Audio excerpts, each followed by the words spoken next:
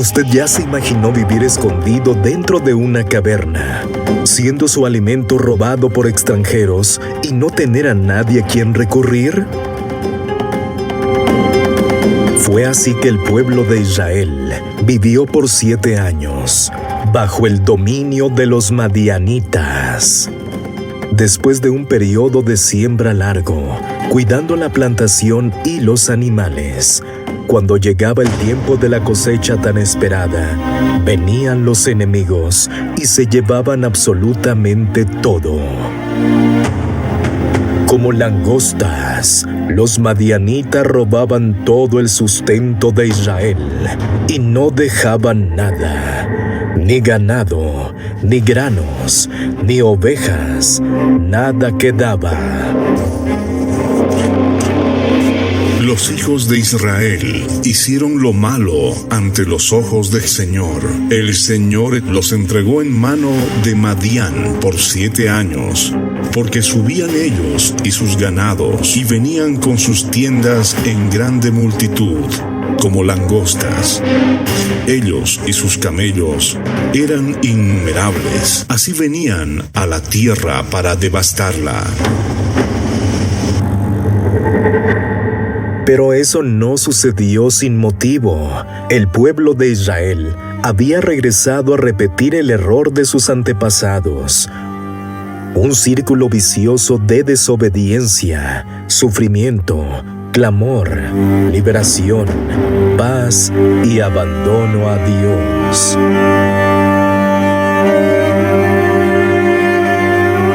Israel había dejado al Señor para servir a Baal y a Asera, los dioses de la lluvia y la fertilidad. Y el pueblo no medía esfuerzos para agradar a esos dioses. Eso incluía sacrificios de animales, inmoralidades sexuales y hasta sacrificios de niños. Aquellas personas que conocían los hechos de Dios le dieron la espalda al Señor. Se olvidaron de sus milagros y aceptaron otros dioses, pero ahora estaban arruinados, sufriendo a manos de sus enemigos. La alianza que había sido hecha con Dios fue quebrada. Por lo tanto, ellos estaban siendo humillados y oprimidos por los madianitas. Israel había empobrecido, materialmente y espiritualmente.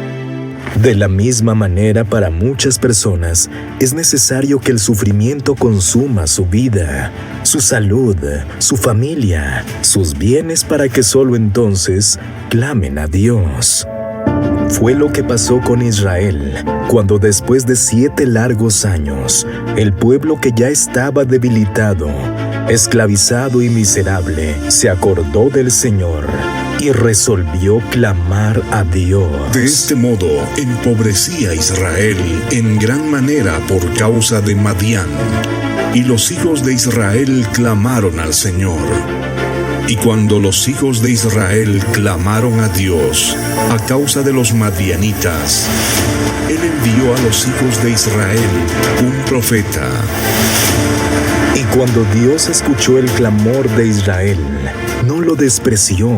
Por lo contrario, rápidamente envió a su profeta para guiar al pueblo a la liberación física y espiritual. Dios siempre está listo para atender a aquellos que lo buscan, y Él estaba esperando de aquel clamor para liberar a Israel mucho antes, pero fueron necesarios 7 años hasta que el pueblo reaccionara y clamara a Dios por liberación.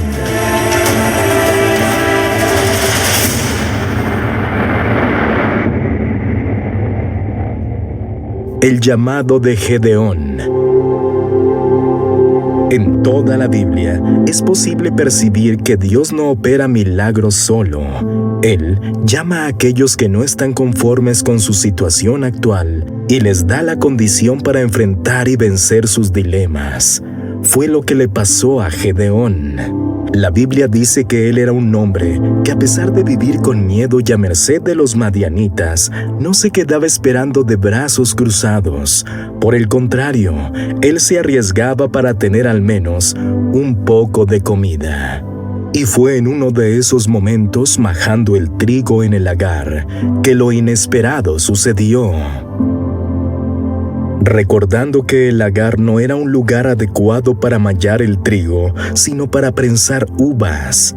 Para mallar el trigo era necesario un espacio más grande, en la cima de alguna colina. Sin embargo, eso no era posible en aquel momento. Posiblemente la cantidad de trigo era pequeña, y Gedeón no podía quedar expuesto para los enemigos en una era. Sin embargo, la necesidad era grande, y el lagar era su única opción. Pero fue ahí, en aquel lugar inapropiado, con miedo y hambre, que un ángel del Señor encontró a Gedeón y le dijo las palabras tan conocidas: El Señor está contigo, varón esforzado y valiente. Fue en ese momento que la revuelta de Gedeón afloró, y en lugar de glorificar a Dios, él cuestionó sobre la situación en la que él y su pueblo vivía. Y Gedeón le respondió: Ah, Señor mío, si Dios está con nosotros, ¿por qué nos ha sobrevenido todo esto? ¿Y dónde están todas sus maravillas que nuestros padres nos han contado, diciendo: ¿no nos sacó el Señor de Egipto? Y ahora Él nos ha desamparado y nos ha entregado en manos de los madianitas. Con esa respuesta, queda claro que Gedeón no aceptaba la humillación que estaba viviendo. Por conocer los hechos de Dios en el pasado, sería imposible que hallara aquella situación impuesta por los enemigos como algo natural. Y la respuesta, que hasta parecía insolente, en realidad agradó a Dios. Estaba elegido aquel que libraría a Israel de todo tormento vivido durante 7 años. Para sorpresa de Gedeón, Dios lo eligió en su pequeñez, ya que su familia era de lo más pobre, y él era el menor de su casa, o sea, era el menor de los menores. Gedeón no era capacitado a los ojos humanos para liberarse ni a sí mismo, mucho menos a una nación entera. Pero es exactamente ahí que entra el poder y la grandeza de Dios. Y mirándole Dios le dijo: Ve con esta tu fuerza y salvarás a Israel de la mano de los madianitas. ¿No te envío yo? Entonces le respondió: Ah, Señor mío, ¿con qué salvaré yo a Israel? He aquí que mi familia es pobre en Manasés, y yo el menor en la casa de mi padre. El Señor le dijo: Ciertamente yo estaré contigo, y derrotarás a los madianitas, como a un solo hombre. El Señor sabe que eres hombre valiente, aun cuando tú pareces demostrar que lo ignoras. Tú libertarás a tus hermanos del yugo de Madián. Vaya, hombre. Hablas como si verdaderamente el Señor te hubiese ordenado que me dijeras eso. Así es, Gedeón. Ah, te burlas de mí. Mi familia es la más pobre de la tribu de Manasés, y yo soy el último de la casa de mi padre. ¿Cómo puedes pensar que El Señor está contigo. ¿De qué tienes miedo? Aún así, aquella palabra todavía era poco para Gedeón. Los años de sufrimiento parecía haberlo dejado un tanto incrédulo. La aparición del ángel no le dio la confianza necesaria. Por eso, él hace una propuesta y pide una señal a Dios. Es decir, Gedeón necesitaba más que simples palabras, y por eso, él también hizo más que eso. Presentó su ofrenda.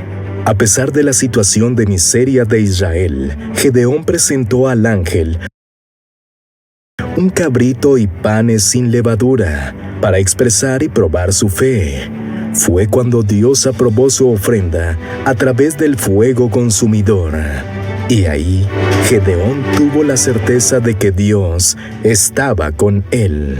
Y extendiendo el ángel del Señor el báculo que tenía en su mano, tocó con la punta la carne y los panes sin levadura, y subió fuego de la peña, el cual consumió la carne y los panes sin levadura, y el ángel desapareció de su vista. Fue cuando Dios aprobó su ofrenda a través del fuego consumidor.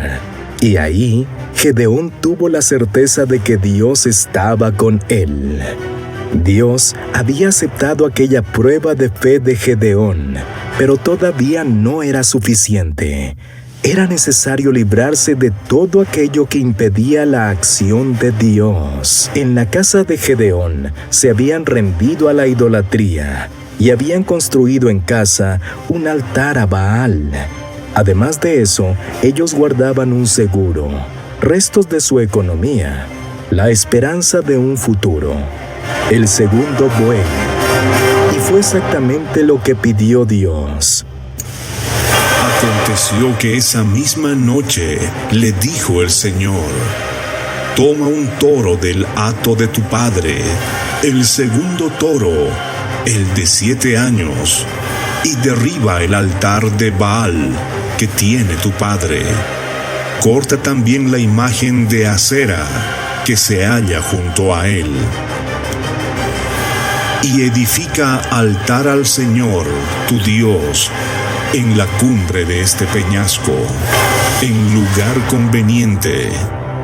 Toma después aquel segundo toro y sacrifícalo en holocausto, con la madera de la imagen de Acera que habrás cortado. Y fue exactamente lo que Dios pidió. El segundo buey era el reproductor y por lo tanto el responsable por la descendencia y el sustento de aquella familia. Pero fue exactamente ese buey que Dios pidió. El Señor fue específico en su pedido. Había llegado la hora de Gedeón probar que confiaba totalmente en Dios, sin reservas, sin dependencias personales. Era solo Él y Dios. No había espacio para otros dioses, porque Dios nos quiere 100%, sin divisiones. Por eso, el sacrificio incluía derribar el altar de Baal. Gedeón no tenía más que perder. Fue cuando él decidió dejar el conflicto de lado y hacer lo que Dios le había pedido. Era de noche, y él reunió 10 hombres más para aquella prueba de fe. Su actitud era más que una ofrenda. Gedeón estaba arriesgando su propia vida. Era todo o nada. Al final, cuando Dios pide, Él no deja dudas, y quien sacrifica, tampoco. Así como se esperaba, los idólatras se levantaron contra Gedeón, pero fue en ese momento que lo más importante sucedió.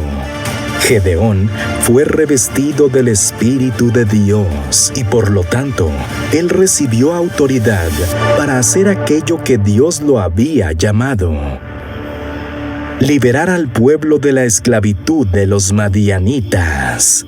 Ahora era necesario convocar al ejército de Israel.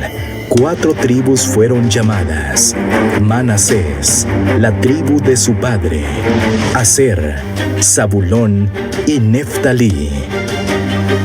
Gedeón tocó las trompetas y 32,000 hombres se presentaron. A pesar de que el número parece relevante, era efímero comparado a los 135,000 madianitas.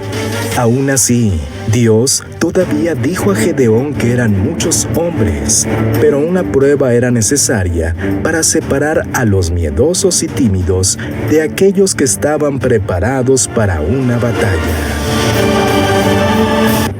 Sé muy bien que lo que exijo de vosotros es un gran sacrificio. Pero en verdad os digo que si alguno de los que me estáis oyendo sintiere algún temor, vuelva a su casa.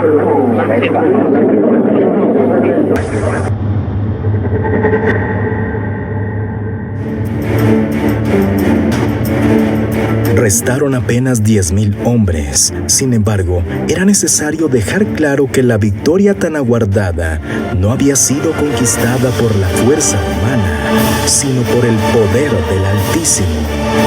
Y ahí vino una prueba más, un una prueba personal, cuando cada uno revelaría lo que había en su interior.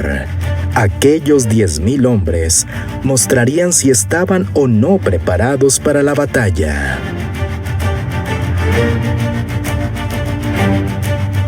Dios los mandó a descender al lago para beber agua, pero solamente aquellos que quedaran alerta, que lamieran el agua como un perro, sin dejarse distraer por nada ni nadie, fueron los escogidos. Y vean la sorpresa. El número de los que lamieron llevándose el agua a la boca con la mano fue de 300 hombres. El resto del pueblo dobló sus rodillas para beber las aguas. Entonces el Señor dijo a Gedeón: con estos 300 hombres que lamieron el agua, os salvaré, y entregaré a los madianitas en tus manos. Váyase todas las demás gentes, cada uno a su lugar.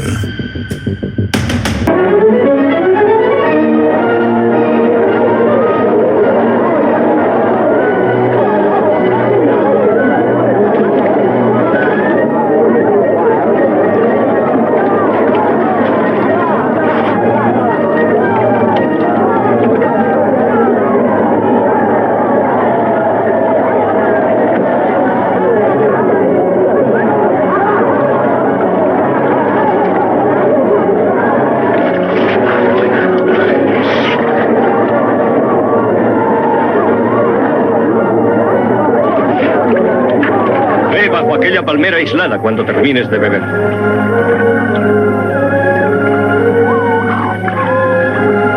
Cuando termines, ve junto a aquella palmera. Así lo haré.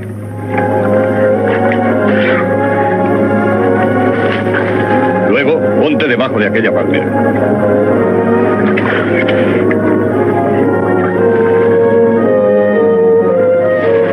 Los que aún han de beber, ¡adelante!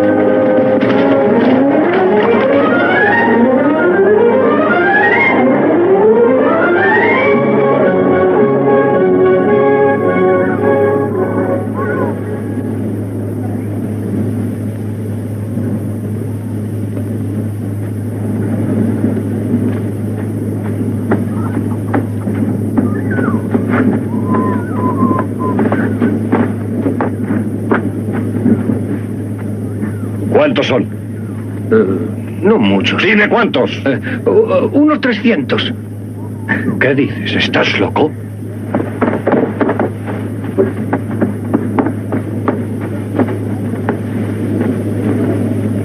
Dios mío. Solo 300. Si los israelitas hubieran vencido con 32,000 hombres, ellos podrían pensar que vencieron por causa de sus grandes habilidades o estrategias. O Dios quería dejar en claro que la victoria era apenas por causa de su fuerza y poder. Por eso, redujo el ejército con apenas 300 hombres. Aquellos 300 hombres de fe estaban listos para la guerra física y principalmente para la guerra espiritual. Lo más sorprendente todavía estaba por venir. Las armas de ese ejército se resumían en trompetas, cántaros vacíos y antorchas de fuego. Dios le dio a Gedeón la estrategia. En la tarde por la noche, ellos se dividirían en 3 grupos, cuando todos los madianitas estarían durmiendo. Los 300 valientes, unidos al toque de la trompeta, quebrarían sus cántaros. Las luces invadirían el campamento y en un solo grito gritarían: ¡Espada del Señor! ¡Espada de Gedeón! El desespero tomó cuenta de los enemigos. El alboroto era grande, el ruido era enorme. Asustados, los madianitas comenzaron a matarse entre sí. El Señor luchó la batalla del pueblo de Israel. Los madianitas fueron destruidos.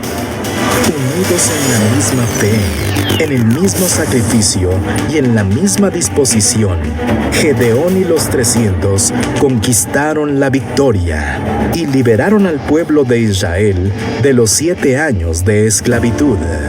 La historia de Gedeón muestra que Dios no depende de las condiciones humanas para manifestar su grandeza. Él solo requiere coraje y disposición para usar a aquellos que se muestran dispuestos a obedecerlo. Dios transformó a un comandante tímido, pero indignado, y a su ejército irrelevante en grandes vencedores y ejemplos de fe.